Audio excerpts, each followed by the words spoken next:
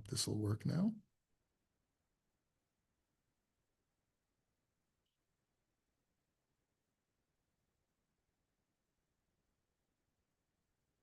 Okay, we're good. We're in. Okay, ladies and gentlemen, it's our honor to ask Rabbi Sam Taylor to speak for us at this time with his reminiscences of Rabbi Sachs. Thank you so much, Rabbi Korobkin. It's a great honor to be here. I always love coming to the Bayit, and it's particularly meaningful to be here this evening to speak at this event that marks 5 years since Rabbi Sachs passed away. Rabbi Sachs was nifta on Shabbos, Parshas Vayera. We know that on Shabbos afternoon we read from the next Sedra. So when Rabbi Sachs passed away, yes, the main Sedra was Vayera, but that afternoon we started to read Chayei Sarah. And at the beginning of Chayei Sarah, what happens? We know Sarah Menu passes away, and Avraham Avinu negotiates to purchase the Marasa Machpelah and the cave of Machpelah. And the Hittites, the Chittim, notice something special about Avraham Avinu, and they say, Nasi Elokim, Atah B'tocheinu. They realize that Avraham Avinu is like a prince of Hashem in their midst. They realize that there's something special, the way he is, kind of person is, the way he interacted with them. And the same was true, Nasi Elokim Atah B'tocheinu. When one interacted with Rabbi Sachs, one sensed there was something amazing about him. One sensed that he was a Nasi Elokim, an ambassador of HaKadosh Baruch Hu. He was something special. Again, the way he presented himself, the way he carried himself, the way he spoke. And it's something that I remember with great fondness, and many other people that knew Rabbi Sachs say the same thing. I want to share with you an idea of Rabbi Sachs's from Parshas Chayei Sarah. So you've got an idea to share at your Shabbos table this coming Shabbos.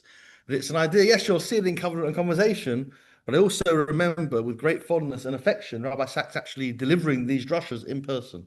So for me, it's extra special, and I feel honored to share this with you. So Parshas Chayei Sarah, beginning of the Sedra, Avraham Avinu has one son that's not married, no grandchildren, so doesn't seem to be a future, and he doesn't own any land in the land of Israel. But before this, Avraham Avinu was promised on many occasions that his children would be as numerous as the stars. He'd have loads of descendants. He was promised that he would also inherit the land of Israel. But at this stage, he's getting on a bit.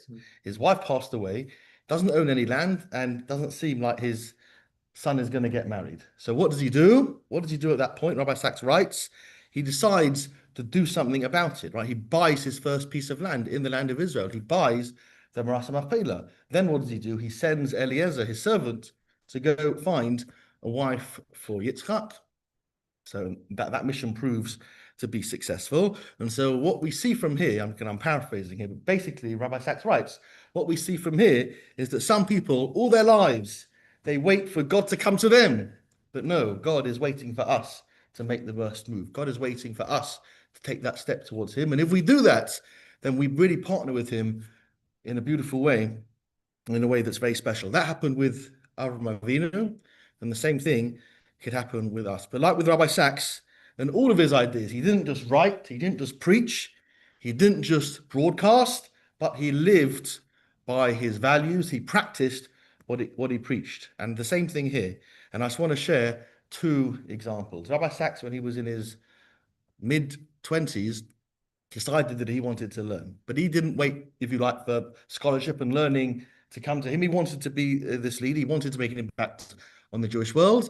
But he decided, you know what, I've got to make the first step. I'm going to make an effort in terms of scholarship, in terms of learning. My friend, one of my mentors, Rabbi Lionel Rosenfeld, he was a senior rabbi in Mar Baloch when I was the assistant rabbi. We're still very close to this day. He says that no one had the work ethic in terms of learning like Rabbi Sachs had. And even he had to do something that would have been very difficult, right? What happened was he didn't have a great Jewish education growing up. He went to Hebrew school. He didn't go to Jewish schools. The high school that he went to was called Christ College, right? And then he went from there to Cambridge, still no full-time Jewish education. And in his mid-20s, he realized after he spent time in university, he realized again, he realized that he had to spend time learning. So what does he do?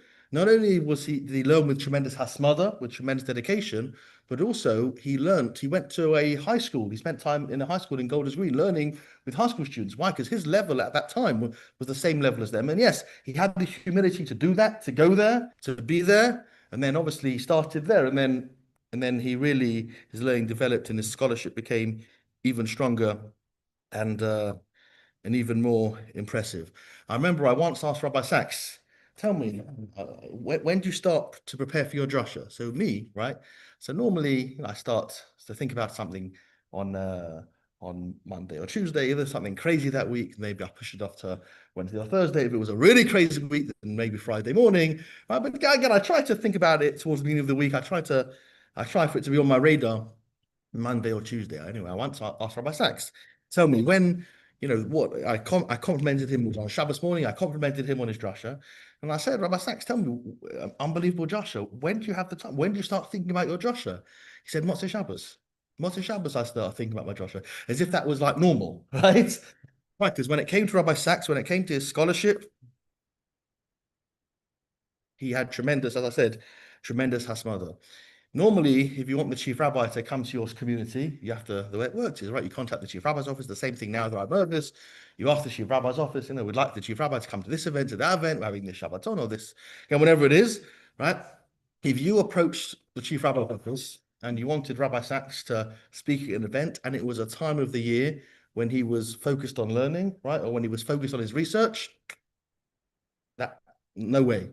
He wasn't coming. Why? Because, again, his scholarship, he prioritized this. Again, he made the first step. Sometimes people wait for God to come to them. No, we make the first step. Rabbi Sachs absolutely made that first step. And as I said, he lived by the things that he taught. And I'll show you something else, actually. And I'm going to say this, and you're going to be like, what? I don't believe you. Impossible, Rabbi Taylor. You're not telling the truth, right? When Rabbi Sachs was younger, he actually had a problem with his speech. He stuttered. He stuttered a lot. So how did Rabbi Sachs become this big orator? Like the therapy, he worked on it. And in fact, so much so, later in life, that he helped a charity, the Michael Palin charity. The Michael Palin charity is a charity in England that helps young people with stutters, with speech issues. And he helped them with their campaigns. Why? Because he had tremendous amounts of, he had a tremendous amount of gratitude. He worked on his speeches. He worked on his speech and his scholarship. I remember a few years ago, I watched Rabbi Sachs gave a TED talk. It's a very famous TED talk. It's got, I don't know, hundreds of thousands of views on YouTube. And I remember I saw Joanna Benarosh, who was the chief of staff, who now is the chief executive of the Rabbi Sachs Foundation. And I said to her, what a speech, unbelievable, absolutely smashed it out of the park.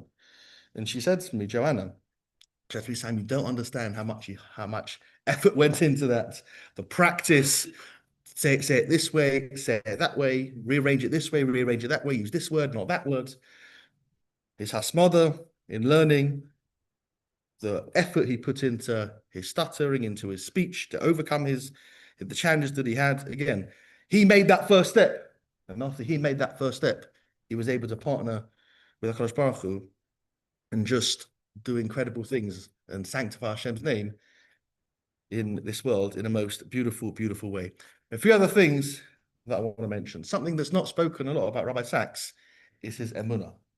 The emunah that he had was just unbelievable. And when he was chief rabbi, he had some very, very tough times. It wasn't always easy for him.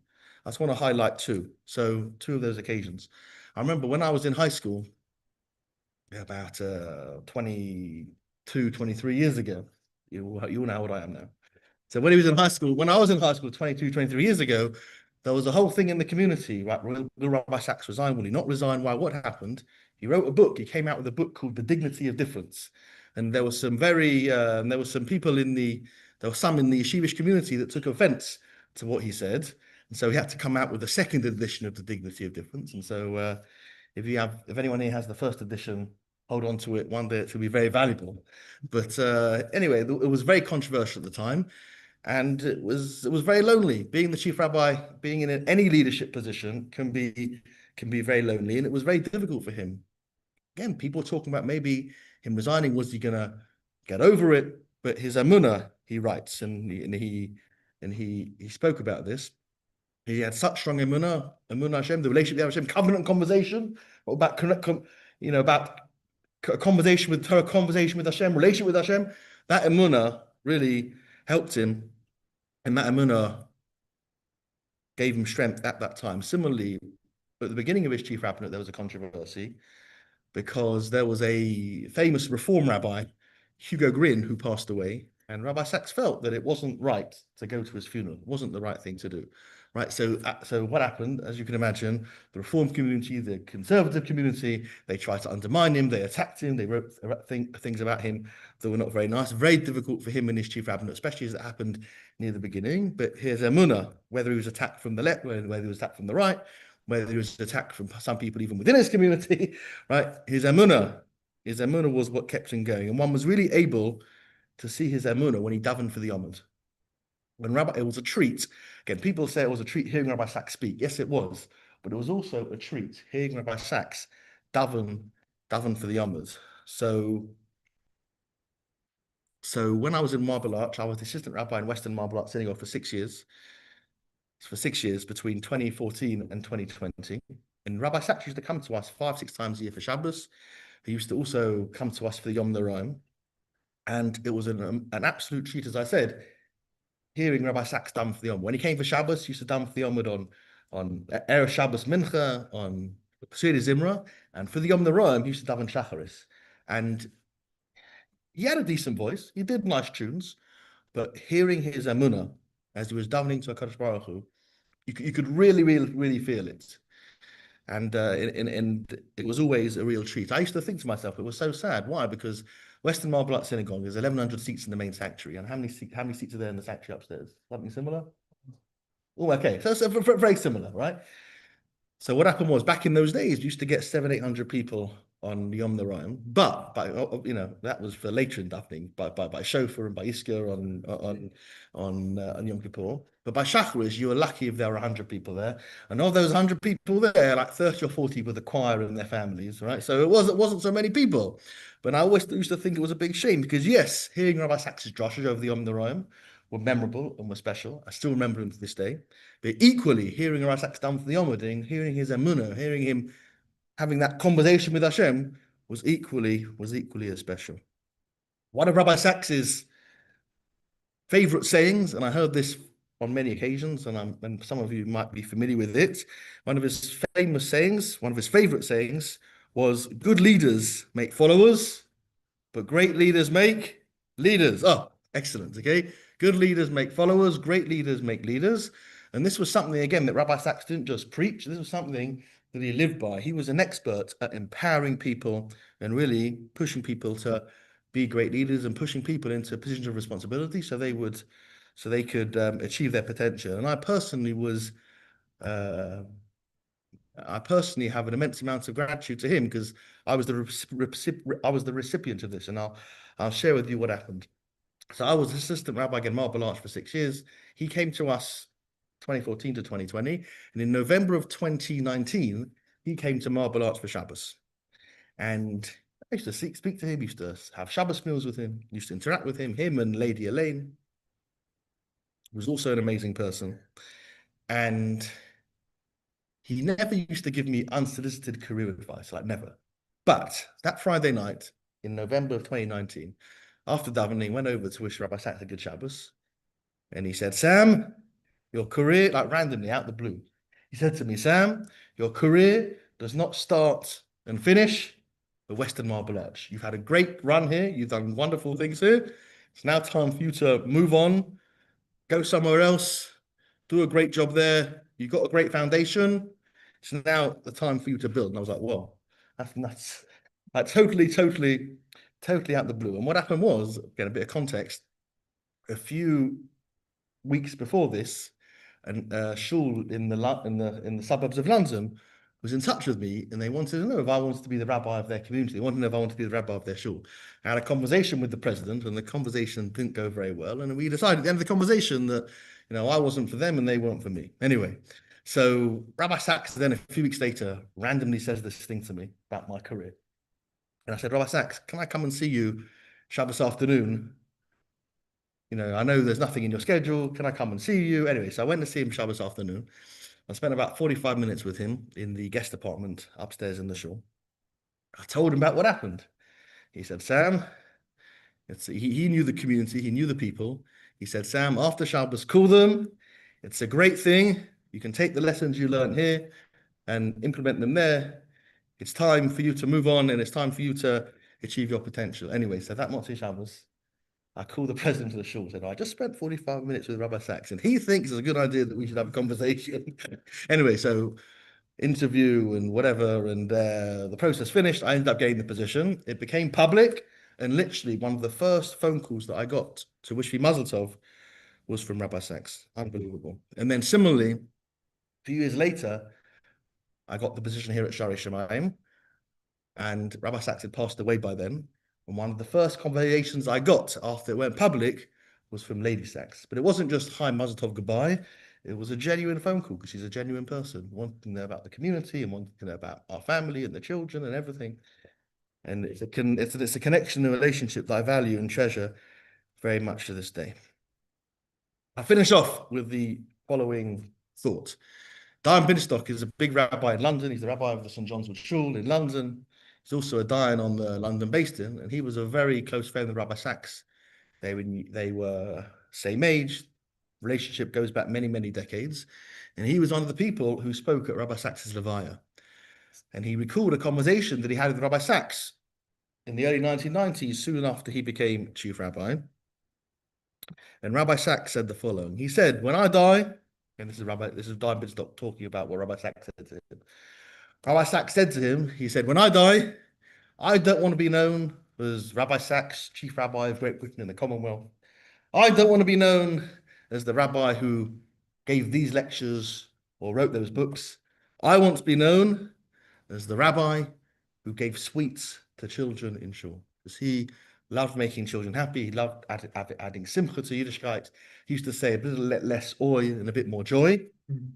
But in a sense, we are all children of Rabbi Sachs. Why? Because we continue to enjoy his sweets being his covenant and conversation, his sweets being his books, and his sweets being the lessons that he taught us through his personal example. May we continue to enjoy these sweets of Torah, these sweets of Rabbi Sachs for many years to come. Thank you. Yeah.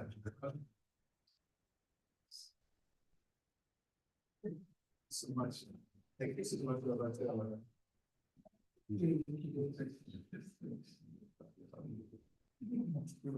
So as many of you know, I'll be going beginning of next month. I'll be going to Israel for the Rabbi Sachs Fellowship. Rabbi Taylor was in the first cohort. This is the third cohort. I think there's like an obligation. They have to take a Canadian rabbi every year. So so the lot fell upon me.